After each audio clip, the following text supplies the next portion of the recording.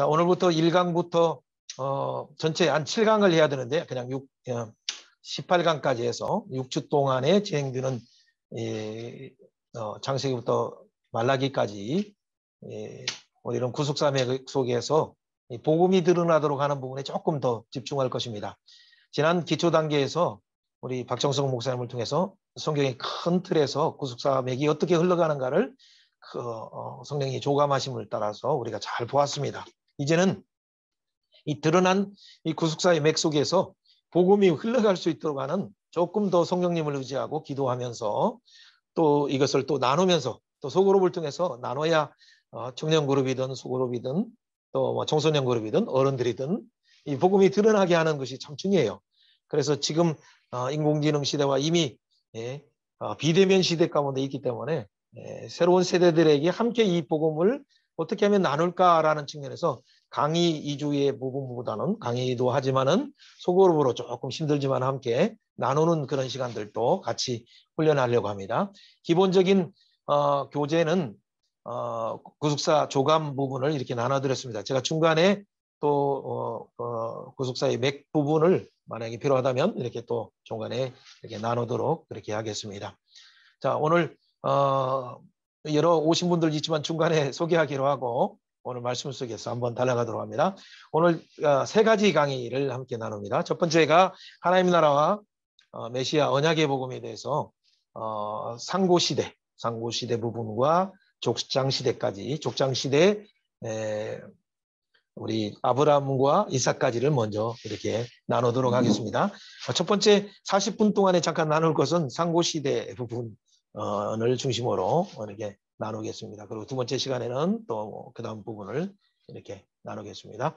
자, 우리가 말씀을 나눌 때 성경을 푸는 방식에 있어서 가장 중요한 것이 예수님께서 성경을 풀어주실 때 구속사의 관점에서 모세의 글과 그리고 선지자의 글들에 대해서 또 시편에 예수님께 관련된 부분이라고 이렇게 분명히 말할 때 그들이 마음이 뜨거워졌어요.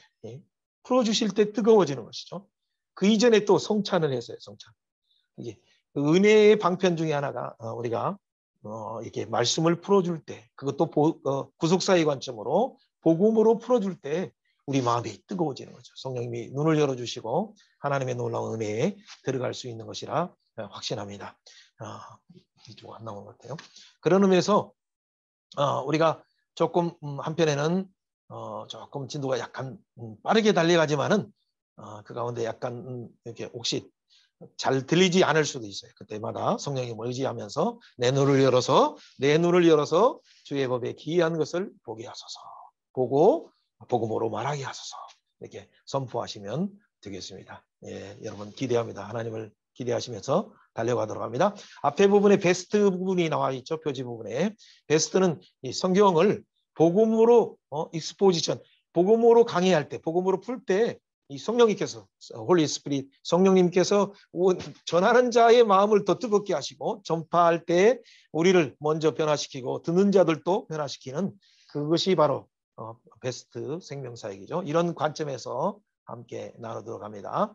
자, 우리가 성경을 딱 압축한다면 뭔가 이 약속으로 이렇게 구속에 대한 약속으로 이렇게 우리가 표현할 수 있죠. 그럼 구속에 대한 약속인데 그 구속의 약속을 어떻게 하시는가? 그것은 사실은 그 시대마다 대안으로 이 복음을 주신다는 것이 참 중요해요. 지금 우리의 당면한 문제는 뭐 LH 사태랄까, 뭐 대장동 사태랄까, 부정부패랄까, 좌냐 우냐, 대통령은 누굴 뽑아야 되냐, 우리 내 집 마련은 어떻게 해야 되냐, 이런 현실에 대한 문제가 있지만은 사실은 이 복음은 하나님의 그 시대에 영혼을 구원하는 능력뿐만 아니라 우리의 삶에 있어서 예수 안에 있는 풍속을 누리게 하는 해결의 대답이에요. 분명히 복음은 믿는 자에게 구원을 주시는 하나님의 능력임에도 예수 안에 있는 생명뿐만 아니라 예수 안에 있는 풍속을 누리게 함에도 불구하고 왜 오늘날 이 복음의 능력이 드러나지 못할까요? 교회는 왜 복음의 능력을 잊어버린 것처럼 보이고 또 뭐 교회 인구를 10분의 1로 줄여야 한다 하는 그런 속에서 우리가 핍박의 상황 속에서 이렇게 살아갈까요? 물론 우리가 잘못한 것들도 있죠. 그러나 이 요동하는 세상은 뭔가 문제가 생길 때 정치인의 문제를 찾든지 아니면 또 다른 뭐 사회적인 원인에 뭔가 그 비판해서 몰아가려고 하는 대상을 찾아요. 그러니까 상대적으로 이 세상 속에서 소금의 역할을 감당할 이 교회가 감당하지 못할 때 먼저 비판받는 거예요. 조금 잘못한 것을 10배 이상 부풀려서 집중적으로 공격받는 그런 경향이 있어요. 맛을 잃지 않는 것이 중요하죠. 그 맛은 다른 것이 아니라 복음 속에 있는 말씀 속에 있는 그리스도의 영광의 복음의 광채가 비치도록 맛을 드러내야 되고 빛을 드러내야 하는데 이런 부분에서 우리가 본질적으로 회복하는 능력이 자정 능력이 회복할 수 있도록 기도하면서 우리가 말씀을 달려가도록 합니다. 여러 정치 인물들이 있지만 그들은 대안이 될 수 없어요. 그러나 하나님이 이 복음 가운데 우리에게 매 시대마다 답을 주셨기 때문에 오늘도 동일하게 그 능력이 우리에게 어떻게 적용되는가 우리가 한번 살펴보도록 하겠습니다. 그런 가운데 재난 속에서도 오늘 우리가 살아가고 있는 시대는 인공지능 시대, 또 재난의 시대, 또 이미 다가온 비대면의 위드 코로나의 시대 속에서 우리는 살고 있습니다. 이런 가운데서도 하나님은 신실하게 약속하신 바를 반드시 이루십니다. 여호와 열심히 그 일을 이루셔요. 여호와 열심히 우리를 사랑하셔서 중국어로 하면 내가 뭐라고 말씀합니까? 내가 너를 영화롭게 하리라. 내가 너를 이미 영화롭게 하였다라는 선언의 말씀을 우리가 잘 기억하면서 인공지능 시대를 살지만은 우리에게 이런 가운데 어떤 리더십을 발휘할 것인가라고 말하고 있지만은 우리가 회복할 것은 복음의 리더십밖에 없습니다. 강을 건널 수도 없고 뒤로 후퇴할 수도 없는 이런 시대 가운데 우리는 어떻게 살아야 할 것인가? 하나님 오히려 이 강이 어떤 강이 돼야 돼? 이 은혜의 깊은 강으로 삼고 그래서 내 의지, 내 이성적인 생각, 뭐 인간적인 어떤 인본주의의 생각을 다 참기게 하고 오직 하나님의 은혜만이 우리 속에 넘치도록 우리가 이 한편에는 기도하면서 그렇게 살아갈 때 이런 4차 산업혁명이랄까 코로나 시대에 또 그 더 큰 어떤 위기가 온다 하더라도 말씀과 함께 동행하면서 승리하리라 생각합니다. 자, 그런 측면에서 큰 틀에서는 생명길로 인도하는 그 내비게이션이 이미 성경 속에 있다. 그 성경의 내용을 복음으로 익스포지션하라. 구속사의 맥 가운데 복음으로 풀어주라. 풀어주는 순간 뜨거워진다. 누가복음 24장에 말씀하신 것처럼 떡을 떼어서 축사하실 때 그렇죠. 이것은 그 속에 벌써 이제 놀라운 하나님을 그려볼 수 있는 거예요. 복음으로 오신 예수님을 생명떡으로 오신 예수님을 그려보면서 마음의 신비에 새길 수 있는 거예요. 그래서 이런 성찬들은 아주 은혜의 방편이에요. 그리고 또 공동체성을 확인하는 것 중요하죠. 그리고 또 복음으로 성경을 풀어주실 때 우리 마음이 뜨거워지. 그렇기 때문에 한편에는 또 반복적으로 처음에는 말씀드리겠지만 구속사의 큰 맥을 잡는 것도 중요하지만 하나님 성령님께서 우리에게 이 복음의 진수들을 드러날 수 있도록 은혜의 비밀들이 드러나게 하시고 구원의 경륜이 드러나게 하시고 하나님의 놀라운 측량할 수 없는 그 비밀을 드러나게 하여 주옵소서 이렇게 기도해야 된다고 확신합니다. 자, 그래서 큰 틀 한마디로 정리하면 구속사 맥 속에 있는 복음을 드러나게 하라. 옆에 계신 분들에게 한번 선언해 보세요. 자, 성경의 맥 속에 있는 복음을 드러나게 하라. 자, 서로 선언해 봅니다. 성경의 맥 속에 있는 복음을 드러나게 하라. 성경의 맥 속에 있는 복음을 드러나게 하라. 자, 그것이 아주 중요한 오늘의 화두였습니다. 그럴 때 하나님의 마음이 드러나는 거예요. 하나님의 사랑이 그들에게 드러날 때 우리 마음이 논리가 아니라 이성이 아니라 풀어지는 역사. 성령이 조명하심을 통해서 뭔가 모르게 막 눈물이 나오기 시작하고 회개하게 되고 감사하게 되고 근본적인 하나님의 품에 들어가는 놀라운 체험을 하게 되는 거예요. 우리가 잠시 바쁘지만은 한번 이사야 29장 11절 말씀 한번 이렇게 읽어봅니다. 11절부터 13절 말씀 가운데 우리가 성경을 풀 때 어떻게 복음으로 푸느냐라는 부분에서 정말 답답할 수밖에 없었던 그 시대적인 상황이 있었어요.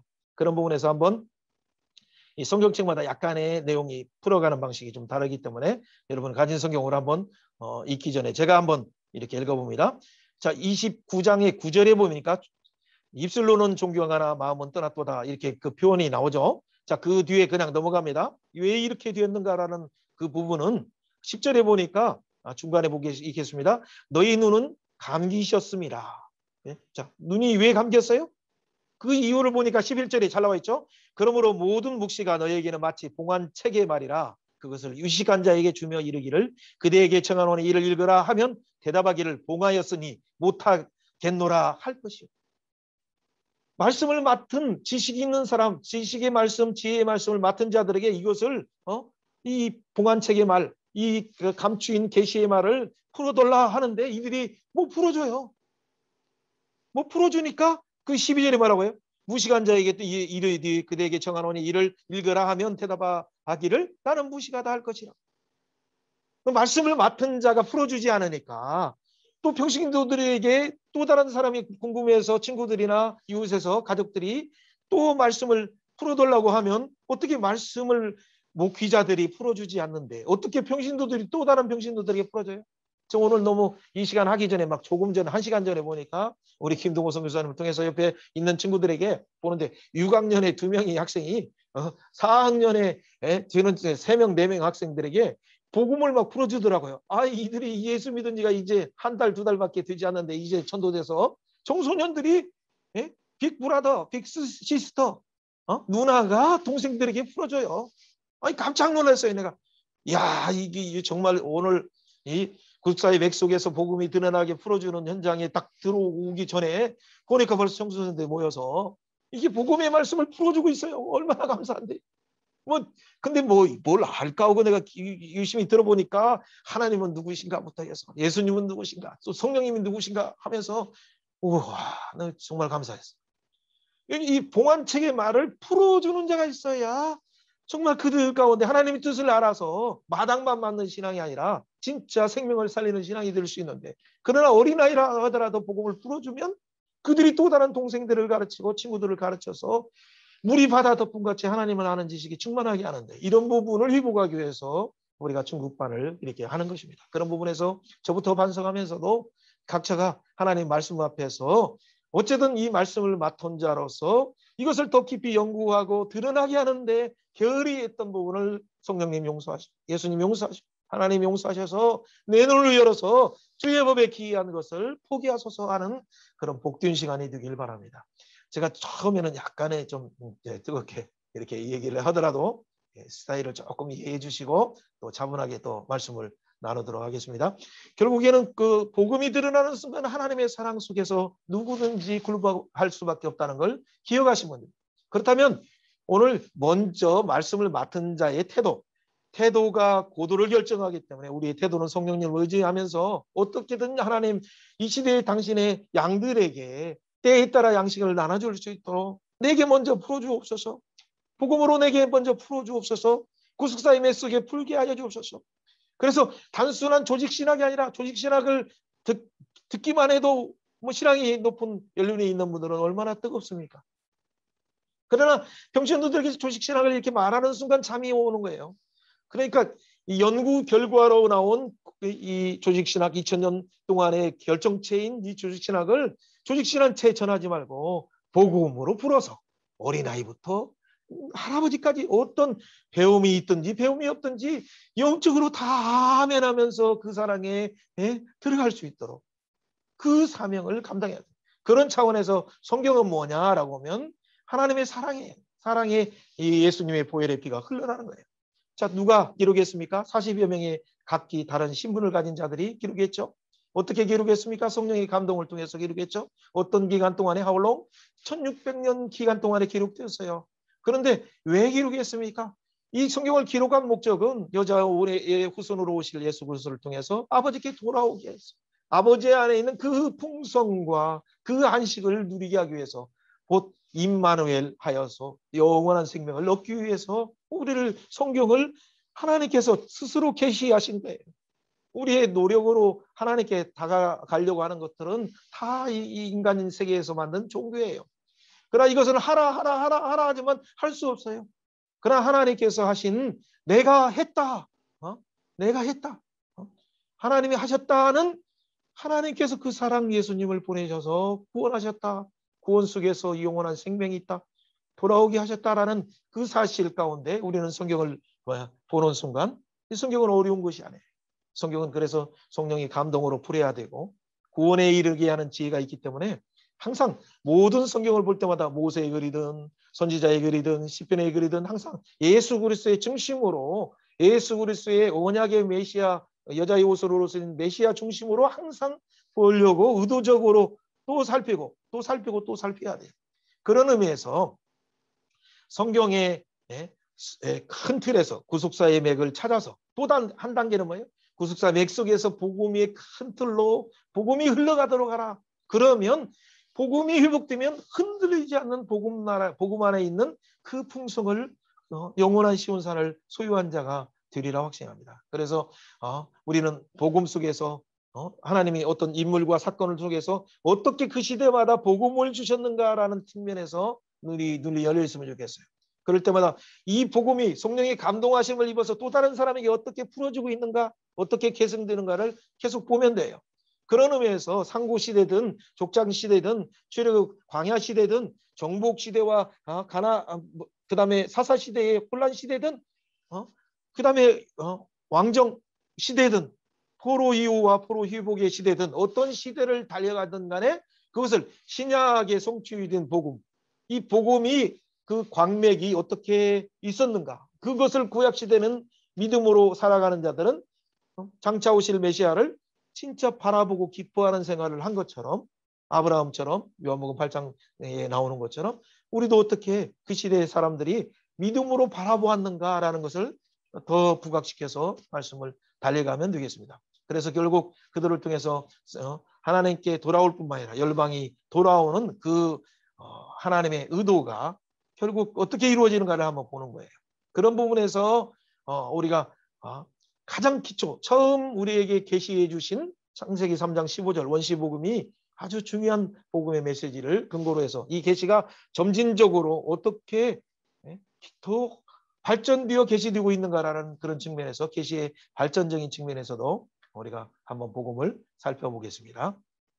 자, 대안은 뭐라고 했어요? 창세기부터 말라기까지 복음으로 풀어가는 것이 참 중요하다고 했어요. 그런 측면에서 우리는 상고시대의 복음을 보든지 족장시대의 메시아 언약으로 복음을 보든지 출애굽 시대 때의 구속사의 놀라운 6월절 어린 양뿐만 아니라 그 성막을 통해서 보여주신 복음이 무엇인가, 또 그 광야시대 때 민수기 21장에 보여진 놋뱀의 장대를 바라보고자 하는 이 복음이 무엇인가라는 그런 측면에서, 또 정복시대 때 영적인 전투에 승리하는 바로 부활의 복음이 무엇인가, 그리고 어떻게 이 복음을 따랐을 때 혼란의 시대가 오는가라는 그런 측면에서 또 봅니다. 왕정시대 때에 왕정시대를 통해서 어떻게 열방 속에서 선교적인 측면, 그리고 택한 이스라엘 백성이 왕같은 제사장 나라로서의 그 복음이 어떻게 확장되었는가라는 측면.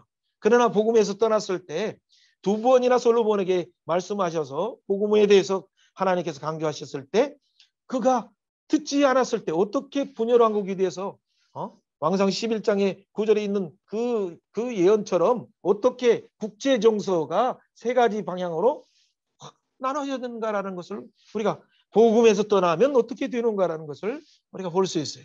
마지막 부분에서는 포로 귀환 시대, 또 포로 시대와 포로 귀환 시대에 그들이 소망한 영원한 복음이 뭔가, 그 뒤에 이제 이 영원한 복음을 가지신 예수님이, 실체의 신 예수님이 오셨죠. 그래서 우리가 구약만 보더라도 신약과 데비드에게 어떻게 언약하셨는데 이 언약이 어떻게 성취되는가, 이것을 대비하면서 이렇게 달려가도록 합니다. 오늘은 첫날이라 성경을 어떤 관점에서 보느냐라는 부분을 첫 번째 부분에서 조금 이렇게 자세하게 설명하는 것을 조금 이해해 주시기 바랍니다. 그래서 성경 연구의 보석으로 나온 조직신앙을 존중하면서 그 조직신앙을 그대로 전달하는 순간 알아듣기가 어려우니까 한편에는 성령님 우리의 눈을 열어주셔서 기도하면서 그것을 풀어서 영원한 복음으로 들려주는 것이 참 필요해요. 그럴 때 이 복음은 항상 베스트, 아까 바이블을 복음으로 익스포지션하는 순간 성령님께서 우리를 변화시킨다라는 베스트 복음이라고 이렇게 표현을 하는데, 복음은 하나죠. 괜찮아요. 복음이 들려질 때는 언제든지 두 길이 활짝 나눠져요. 그것은 하나는 생명의 길로 가요. 하나는 복음을 딱 듣는 순간 거부하면서 사망의 길로 가는 것이 있어요. 다른 데까지는 아주 친해요. 그러나 복음이 딱 드러나는 순간 아주 확연하게 두 진영이 나뉘어져요. 그게 뭐냐면 생명길로 갔던 아벨의 제사 가운데 참여하면서 여자의 후손의 복음을 믿는 그 반열들이 후손이 셋으로 나타나고, 그것이 에노스의 에벨을 통해서 나타나고 에녹이 하나님과 동행하면서 가는 길. 그렇죠. 노아가 하나님의 구원을 위해서 방주를 예비하는 일. 그 길로 나타나지만 사망의 길은 뭡니까? 그 복음을 거부하는 가인처럼 그 뒤에 많은 사람들이 고도의 문명을 이루고 목축업을 확장하고 그리고 음악을 하는 악기를 멋지게 다룬다 하더라도 그 내면의 생명은 뭐예요? 사람을 죽이는 문화. 그리고 사람을 죽이면서 그것을 자랑하는 문화, 남에게 검가를 부르는 문화가 그 속에서 이 사망의 길로 가는 그 문화예요. 그래서 결국에는 하나님과 관계 속에서 안식이 깨져버려요. 가정 속에서의 그 가정의 안식이 깨져버려요. 직장과 우리 사회 속에서 그 시대가 그 하나님 나라 통치가 깨져버리는 그것을 우리가 보여야 돼요. 그래서 복음이 뭔가를 보면서 그때 어떤 양상으로 두 길이 나누는가 보여야 되고 그러면서 이 두 길 가운데 생명의 복음을 영접한 자는 어떻게 창조의 질서가 하나님과 관계, 가족과의 관계 그리고 이 직장의 이 사유의 관계가 회복되는가를 3차원의 차원에서 이렇게 바라보는 그런 큰 틀, 그런 관점에서 이렇게 말씀을 보면 됩니다. 그래서 우리가 간단히 본다면 그 복음은 신론, 조직신학은 신론으로 말해요. 그 신론으로 풀으면 어려워요. 조직신학에 있는 신론을 하나님 나라 복음으로 잘 풀어야 돼요. 그러면 두 번째는 뭡니까? 우리 그 다음에 조직신학 신론이 있으면 인간론이 나와요. 인간론 참 헐급 말이 많죠. 그러나 한마디로 인간론은 인간론으로 풀지 말고 인간론 안에 인간은 그래서 주인이에요. 의인은 없나니 하나님 앞에 누구도 의인이 없어요. 다 주인이에요. 그렇기 때문에 우리에게는 메시아 언약이 필요하다. 여자의 옷을 오실 예수 그리스도의 이 메시아 언약이 필요한 존재다. 그래서 메시아 언약의 복음의 관점으로 풀어주면 쉬워요.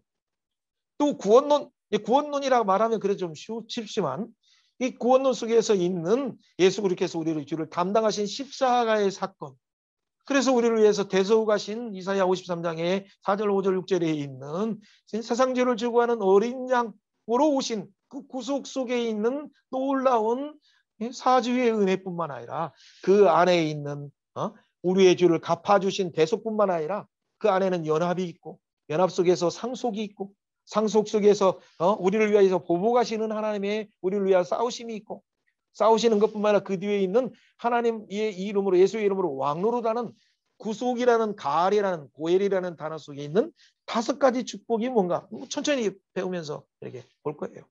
그래서 단순한 복음 받아서 우리가 영접했다 그럼 구속받았다 하면 내가 구원받았다 하는 것이 그걸로 끝나는 게 아니라 이 구원의 풍성이 얼마나 큰가. 그 하나님 나라의 상속자가 된다는 것. 상속자뿐만 아니라 예수 그리스도와 연합해서 그의 신부된 교회가 된다는 것.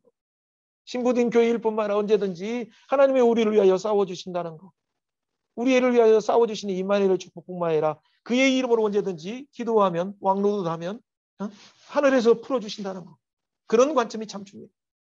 그런 부분에서 구속사의 복음이 단순한 그냥 구원이라는 측면 말고 5가지 원어적인 히브리어 원어적인 측면을 성경의 계시학적으로 이렇게 살펴보면서 달려가면 됩니다.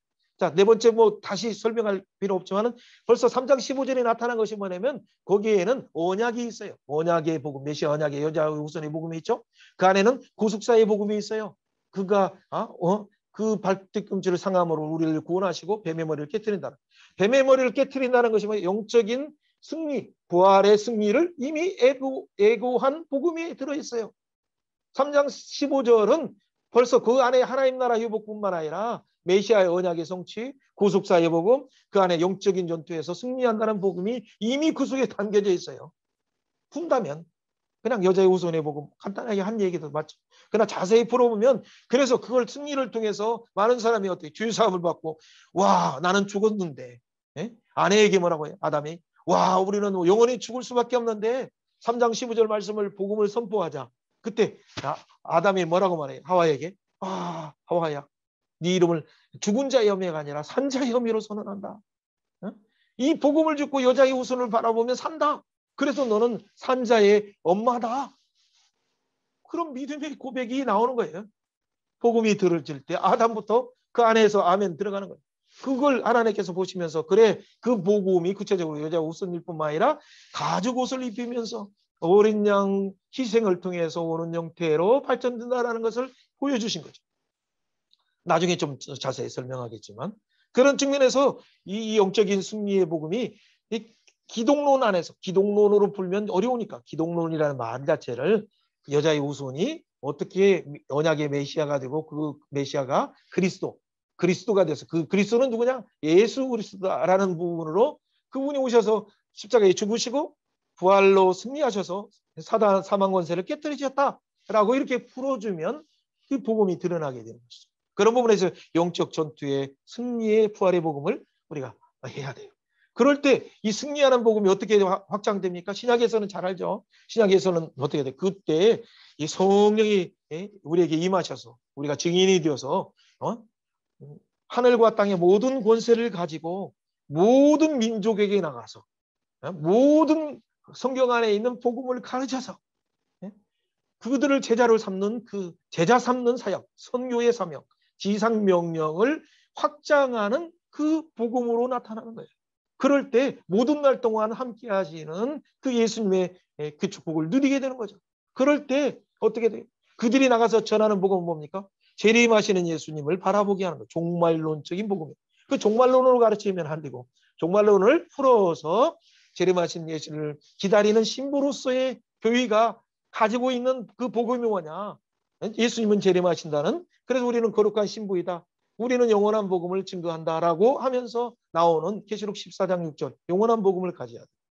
그럴 때 결국에는 하나님 안에서 하나님 앞에 돌아가서 하나님 안에 있는 안식을 누리며 예수 그리스도를 통해서 죄사함을 받을 뿐만 아니라 그 영원한 풍성을 하나님 안에 있는 영원한 생명과 풍성을 누리는 삶, 마지막에 종말론적인 성경 안에서 말하는 그 계시의 완성이 새하늘과 새 땅에서 이루어지는 거죠.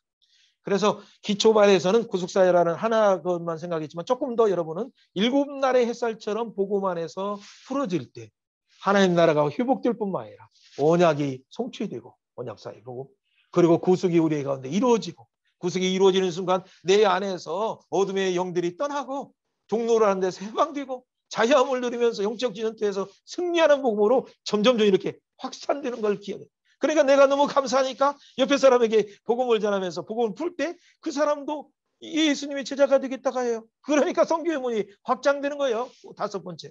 성교의 문이 확장될 때 그들은 점점 교회의 공동체 안에서 예수님의 그 선한 신부, 깨끗한 신부로서 정결한 신부로서 주님 오심을 대망하는 천국을 대망하며 살아가는 자, 종말론적인 삶을 사는 자가 되는 거예요. 그 교회는 영원한 복음을 가져서 영원한 하나님 나라를 소망하는 교회로서 작지만 어떻게 돼? 이사야 2장 2절부터 4절에 있는 말씀처럼 모든 산들 위에 뛰어나는 것, 뛰어나는 것, 복음이 드러나게 할 때 열방이 모여들, 말씀이 여기 있다. 여기에 생명이 있다. 그래서 열방이 모여드는 놀라운 공동체가 회복되는 거예요. 오늘날 교회의 모든 문제는 복음이 부지한 데 있다는 것을 기억하시면서 우리가 이 복음이 드러나게 하면 분명히 생명의 길로 가는 사람도 있지만은 또 이것을 거부하는 자가 있다는 것을 꼭 기억하시면서, 그러나 이 생명길로 가든 이 사망길로 가든 이 복음이 드러나면 하나님과 관계 창조 질서가 회복되고 가정 안에서의 그 인간관계뿐만 아니라 가정의 관계, 인간관계가 회복되고 그리고 직장과 우리가 정보가는 세상이 만물이 창조 질서 가운데 우리는 관리자로서의 그 사명이 회복되는 그 1, 2, 3을 꼭 기억하셔야 돼요. 한번 이렇게 선언해 봅니다. 저희 서로. 1, 2, 생명길, 사망길. 3, 하나님과 관계, 사람과 관계. 그렇죠. 만물의 관계가 회복된다. 자, 이걸 선언하면서 여러분 소그룹 시간에 연습을 해야 돼. 이 가장 첫 번째 개론 시간에 해야 할 부분이죠. 자, 그런 의미에서 자, 앞으로 10분 정도 시간 더 나누면 되겠습니다. 자, 그래서 성경의 일관성, 통일성, 전진성에 대해서는 이미 여러분 잘 배우셨어요. 구원의 열차처럼 예수 그리스도는 끊이지 않는 그 철도가 이렇게 달려가고 있어요. 그러면서 큰 건물로 비유도 하지만은 또 예수 그리스도를 그리는 것이 나와요. 창세기 3장 15절 여자의 후손이 점점점 어떻게 구체적으로 그분이 창세기 22장에 모리아산에서 우리를 대속하시는 어린 양의 형태로 발전되는가.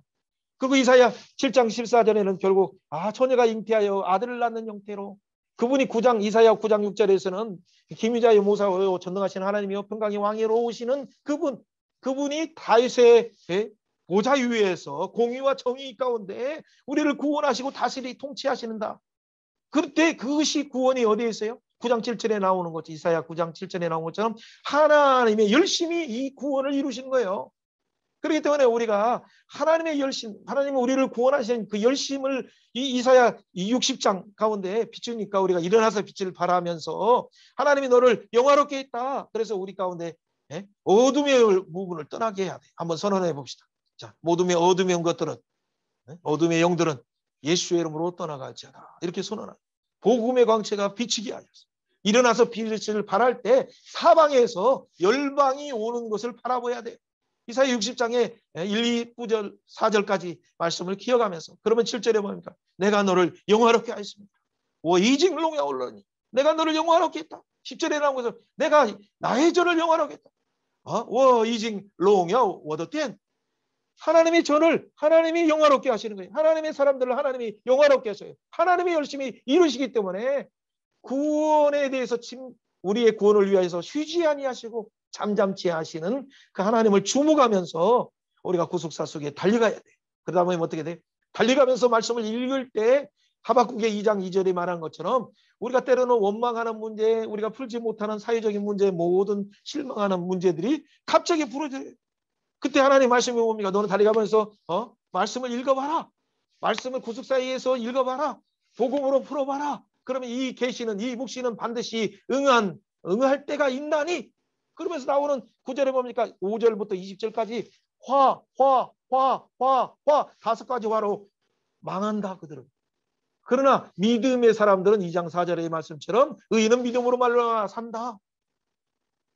그래서 결국 하나님의 통치가 이루어지는 순간 물이 바다를 덮은 것 같이 하나님의 영광이 온 세상에 가득한다. 이사야 11장 9절의 말씀을 하박국 2장 14절에 하나님의 영광이 충만한 세상을 말해요. 그러면서 20절에 2장 20절에 여호와께서 성전에 계시니 온 천하는 그 앞에 잠잠할지어다. 하나님의 성전 속에서 이미 온 세상을 다스리셔요.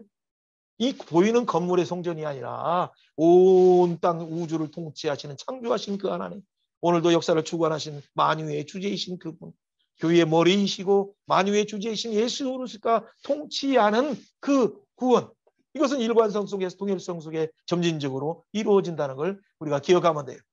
그래서 간단하게 정리한다면 첫 번째 강의들이 약간 개론적인 거 아는 내용들을 반복하지만 첫 번째 복음은 사실은 어디에 있었냐면 최고의 복을 보셨다는 복을 우리에게 주셨다. 하나님의 형상의 복을 주셨다. 하나님께 예배하는 복을 주셨다. 우리에게 다스리는 복을 주셨다. 우리가 창세기 3장 15절이 원시복음은 맞아요. 100%도 저도 200% 존중해요. 그러나 이전에 창세기 1장 2장에 하나님이 하나님께 예비하는 바라크라는 말은 무릎을 꿇다 예비하다라는 원어적인 의미가 있어요. 예비하는 것 자체가 하나님과 교제하면서 하나님으로부터 충만하게 돼. 하나님의 영광 가운데 충만하는 거예요. 그 힘 가지고 어떻게 돼? 하나님의 형상을 가진 존재로서 세상을 향해서 사명을 향해서 나가는 거예요. 그래서 복음 얘기하기 전에 복음은 우리는 복음의 상태 속에서 창세기 1장 2장에서 살았다. 그것은 하나님의 형상으로 지음받아서 하나님과 예비하면서 교제할 때 그 복음이 충만한 상태 속에서 사명자로서 관리자로서 황태자로서 그 사명을 감당하고 있었다는 걸 기억하시고 출발해요. 그것은 뭐예요? 우리의 시작이 그랬어요. 우리의 비잉, 우리의 존재도 그랬어요. 그래서 우리의 인생 자체가 완전 그런 베스트 인생이었어요. 그렇기 때문에 이런 가운데 우리는 바이블을 잘 기억하면서 살아야 돼요. 자, 창세기부터 말라기까지 달려가면서 복음을 풀어야 되는데 성경의 주제는 무엇입니까? 성경의 주제 속에서 하나님의 마음이 무엇이었습니까? 우리 잘 아는 대로 에베소 3장 8절 9절에 나온 것처럼 측량할 수 없는 그리스도의 풍성이 먼저 내게 은혜로 내게 주셨기 때문에 내가 사명자가 돼 나라에 부름받은 자가 돼요. 그렇기 때문에 이것을 이방인에게 전하든 다민족에게 전하든 다문화권에 전하든 한국인에게 전하든 때를 얻든지 못 얻든지 전하는 자예요. 영원부터 만물을 창조하신 하나님 속에 감춰준 그 비밀의 경륜을 드러나게 하는 거예요. 그럴 때 뭐예요? 교회를 통해서 하시는 그 제저자 호의 교회를 통해서 하시는 그 부분을 알아야 돼요. 그래서 세상의 교회 집정자들이 알지 못하는 이 하나님의 안에 있는 측량할 수 없는 지혜와 비밀을 드러나게 하는 것이 저와 교회의 또 사명이에요. 여러분의 사명이에요. 한마디로 하나님께 돌아가게 하는 일, 예수 그리스도를 통해서 돌아오게 하는 일, 이를 위해서 로마서 10장 21절에 말해요.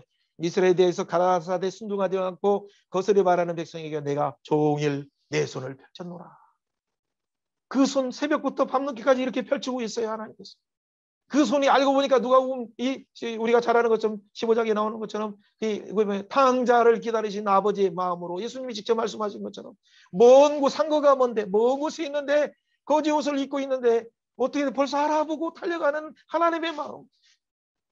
그에게 입을 맞추고 그를 목욕시키고 새 옷을 예수의 옷을 입혀주시고 연약의 반지를 다시 끼워주시는 그 하나님의 사랑을 우리가 성경 속에서 보는 것이 필요하죠. 자, 그렇다면 결국에는 뭐예요? 이 비밀, 이 복음의 비밀, 은혜의 비밀, 그리스도의 비밀, 복음 안에 있는 예수 그리스도의 비밀을 이방인에게 증거하기 위해서 우리를 사역자로 세웠고 우리를 교회 안에서 몸된 지체로 삼으셨다는 걸 기억하시면서 길이요 진리요 생명이신 예수님께 나갈 때 우리가 예배가 회복되고 많은 사람들도 예배가 회복돼서 창세기 1장, 2장에 있던 그 예배가 계시록의 21장, 22장 예배로 이렇게 완전히 이루어지는 것처럼 우리가 이 큰 계시적인 점진적인 발전 속에서 한 사람 에노스를 부르는 통해서 여호와의 이름을 부르는 자들이 일어나는 것처럼 에녹을 통해서 하나님과 동행함으로 그 뒤 시대에 많은 사람들이 하나님과 동행하는 사람들을 통해서 하나님께 예배하는 자리에 나와요. 노아의 시대에 하나님과 동행하면서 어느 순간에 하나님이 구원을 위하여 놀라운 일을 행하실 때 방주를 예배하는 거예요. 120년 동안 많은 사람들에게 하나님의 마음을 전거해 돌아오라 돌아오라 증거하는 자의 이 삶을 살아가는 거죠. 어느 시대든지 복음을 가진 자는 장차 오시는 메시아를 바라보며 재림하실 예수님을 바라보며 예배하는 자가 된다는 걸 기억하시면 되겠죠. 자, 그렇다면 우리가 먼저 원시시대, 상고시대 때 보면 6가지로 보도 되고 7가지로 볼 수 있는데 간단하게 보면 창조에서요. 그 안에 안식을 누렸었는데 갑자기 범죄함으로 3번째 우리가 타락했어요. 그때 중요한 것은 4번째 여자의 후손의 복음을 주셨다는 거 중요해요. 그 다음에 뭡니까? 그러나 또 세상의 문화 속에서 두 길이 나눠져서 하나님을 예배하는 문명, 하나님 나라를 대적하는 문명이 결국에는 혼합되었을 때 홍수 심판으로 그는 멸망받을 수밖에 없었어요. 그 가운데 하나님께 예비한 택감받은 노아와 그 가족 8명은 하나님께 나와서 예배하면서 장차 오시는 메시아를 바라봤어요. 심판 가운데서 우리를 긍휼히 여기셔서 구원하신 하나님을 찬양하며 무지개 언약을 또 다시 약속을 받게 돼요. 그러나 그 뒤에 노아의 후손 셈으로부터 아브라함이 등장하기까지 또 다른 10대 아담부터 노아까지의 10대의 결과는 홍수 심판이었어요. 노아 이후에 셈부터 아브라함이 등장하기까지 10대의 결과는 뭐예요? 바벨탑을 흩어서 흩으시는 하나님의 마음이 뭔가? 흩으시는 하나님, 교회를 흩으시는 하나님 뭔가를 핍박 가운데 왜 교회를 흩으시는가를 바벨탑을 잘 보시면서 우리가 큰 틀에서 봐야 돼요. 그렇다면 간단하게 저 따라서 합니다. 자, 창세기 원시시대 1장부터 11장 하면 원시시대 그리고 뭐예요? 창조, 그렇죠? 안식, 그 다음에 타락. 그것까지만 하지 말고 꼭 거기서 복음을 빠뜨리면 안 돼요. 4번째 여자의 후손, 5번째 홍수 심판. 홍수 심판은 뭐예요? 무엇 때문에? 혼합 때문에 생겼죠. 자, 6번째 무지개 언약, 그렇죠? 7번째 바벨탑, 흩으시는 하나님의 마음. 그렇게 생각하십니다. 자, 하나님은 우리에게 최고를 창조하셨습니다. 우리는 그 안에서 영원한 안식을 누렸습니다. 3번째, 그러나 우리가 언약을 깨는 순간 범죄함으로 우리는 죽을 수밖에 없었습니다.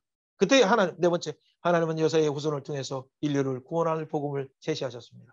5번째, 그럼에도 불구하고 인간은 타락한 문명 가운데 여자의 후손과 사람의 딸들이 혼합해서 하나님의 아들들과 사람의 딸들이 혼합해서 홍수 심판을 받았습니다. 그 가운데 언약을 소유한 노아와 그 가족들은 구원을 받았습니다. 감사의 무지개 언약 가운데 들어갔습니다. 그럼에도 불구하고 또 다른 10대들의 그 결과는 자기 이름을 내려고 바벨탑을 쌓다가 언어를 흩음을 받았습니다. 자, 이런 간단한 내용으로 스토리텔링에서 청소년들에게 증거하는 것이 참 필요해요. 자, 오늘 뒷부분들이 있지만은 여기까지 상고시대에 여자의 원복음을 주셨다는 그 내용들 여러분 잘 알죠? 이 내용들은 잘 알고 있기 때문에 제가 혹시 약간의 지금 소그룹 나눌 시간인데 여자의 후손 부분을 잠깐 한번 언급하고 그 다음에 여러분 소그룹을 나누도록 합니다. 내가 너로 여자와 원수가 되게 하고 너의 후손도 여자의 후손과 원수가 되게 하리니 여자의 후손은 내 머리를 상하게 할 것이요 너는 발꿈치를 상하게 할 것이니라 하고, 여자의 후손과 뱀의 후손이 딱 두 진영이 나눠지죠. 그리고 영적인 전투가 있어요. 여자의 후손도 어떻게 돼? 결정적으로 뱀의 머리를 사함으로 사망 권세를 깨뜨려요. 근데 뱀은 어떻게 돼? 여자 후손의 그 발꿈치, 그 몸된 교회들을 발꿈치를 물면서 괴롭혀요. 예수님을 잠깐 3일 동안에 죽음 가운데 모는 정도의 그 위력은 있지만 우리를 영원히 죽음 가운데 몰 수는 없어요. 그러나 예수님이 부활하실 때 사망아 네가 쏘는 것이 무엇이냐 하시면서 부활로 승리하셨어요. 자, 여자의 후손이라는 그 줄기 속에서 메시아의 언약이 어떻게 성취되는가를 우리는 잠깐 성경의 큰 틀 속에서 봤어요. 자, 그 결과 범죄와 타락 부분들은 잠깐 여기까지 쉬고 그 다음에 강의 이어서 이렇게 하도록 합니다.